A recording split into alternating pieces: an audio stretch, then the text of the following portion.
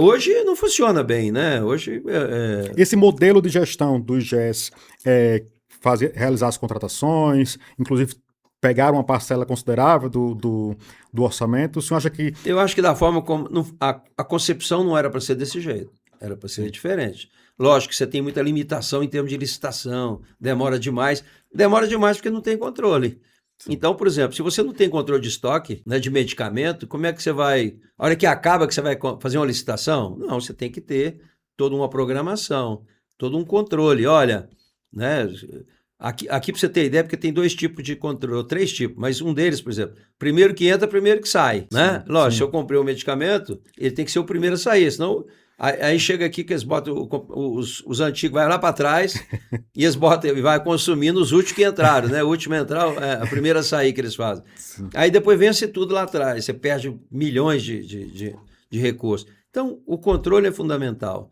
E você tem hoje sistemas no Brasil, em vários hospitais, não é? Vários estados, inclusive, que está muito bem em termos de tecnologia, é o que você tem que melhorar muito em Brasília. Brasília é uma cidade analógica, né? É um governo analógico, que a gente precisa mudar completamente, tem que digitalizar. E o cidadão que paga imposto, que vai no hospital, que vai na escola, é o mesmo. Você tem que ter o CPF, você tem que ter realmente, de fato, um cadastro bem detalhado das pessoas. Por exemplo, outro dia eu estava vendo lá, uma senhora foi no hospital para fazer uma consulta, ela era de Santa Luzia. Sim. Aí ela tinha diabetes, tinha pressão alta, obesa. Aí fez lá uma consulta médica, olha, a senhora precisa fazer, né, educação física, a senhora precisa fazer exercício físico, a senhora precisa, né, alimentar direitinho, né, por causa da diabetes, por causa disso e tal. E tá bom, tá ok. Aí ela vai para casa, chega lá, mora em Santa Luzia, não tem água, tem uma filha que tem 3 filhos e o marido abandonou, né? Tem que trabalhar, tem que reduzir o orçamento. Então ela não consegue. Então, se você não tiver esse diagnóstico, porque, por exemplo, o Saúde e Família, que é essas equipes que existem, sim. Lógico que você botar uma equipe dessa no Lago Sul, não vai ter demanda. Vai ter demanda. E você pega Santa Luzia, a demanda é muito maior, o sol nascente, pôr do sol. Então você tem que saber trabalhar, né, conhecer bem isso. Agora, o descontrole é total, né? Para você ter ideia, Brasília não tem controle do território. Essas invasões que acontecem todo dia, cada vez que você vai numa cidade dessa... Tem novas invasões. Tem invasão e não acontece nada. E depois fica muito mais difícil de regularizar. Por exemplo, eu estava lá ontem na 26 de setembro. Já está consolidado, ela tem 40 mil habitantes. Não tem mais o que fazer. Então, se tivesse que impedir, seria antes. Agora, depois que está tudo consolidado, construído, vão querer derrubar as casas? Não tem condição. Mas, hoje, lá na 26 de setembro, ainda... Mas eu já aprovei uma lei no Senado, vai fazer 2 anos ou 3 anos, né, desafetando aquela área que é uma área a gente fez a compensação ambiental, sim. Mas ali era flona. É flona. Então, eu aprovei no Senado, falta aprovar na Câmara, né? Porque depois que você aprova a desafetação, que é o projeto... Aí você entra na regularização. Porque sim. Hoje está tudo lá, só tem buraco, poeira. Por quê? Porque não está regularizado. Então, mas você pega, por exemplo, Pôr do Sol, Sol Nascente, São Sebastião, vários lugares, Mestre Damas. Na prática não houve planejamento. Então agora as ruas são estreitas, você não tem como... Fica muito mais caro para consertar, para fazer águas pluviais, para você fazer, não é, calçada. Infraestrutura básica tudo mesmo, com né? Dificuldade. Então...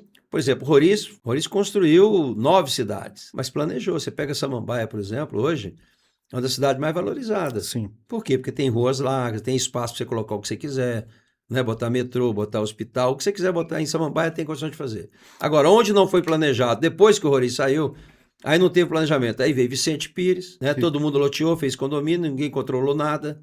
Depois vem Pôr do Sol, Pôr do Sol, Sol Nascente são 100 mil habitantes. Sim, gigantesco. Então, o que é isso? Falta de governo, falta de controle. Você acha que nós já não tivemos um governador que pensasse Brasília de forma estrutural, integrada depois de Roriz? Olha, sinceramente não. O Arruda fez muita obra, né? Eu reconheço que ele fez muita coisa como secretário e também como governador. Mas é o seguinte, é difícil, rapaz, eu fico impressionado do número de políticos que, não sei o que eles fazem, mas ninguém pensa na cidade, ninguém pensa nas pessoas, né? Porque o governo existe para cuidar das pessoas. Sim. E hoje as pessoas parecem que não vale nada, né? Os caras estão matando aí por causa de R$10. Sim. Então, o que você tem que fazer? E é o que nós estamos construindo agora nesse último. Eu lancei, para você ter ideia, em 2011, o Movimento Brasília 100 anos. que era exatamente um planejamento para os próximos 50 anos. Depois lancei Todos pelo DF, fazendo reuniões, cidade por cidade, segmento por segmento, todos pelo DF. Depois lancei, durante a pandemia, Repensar o DF.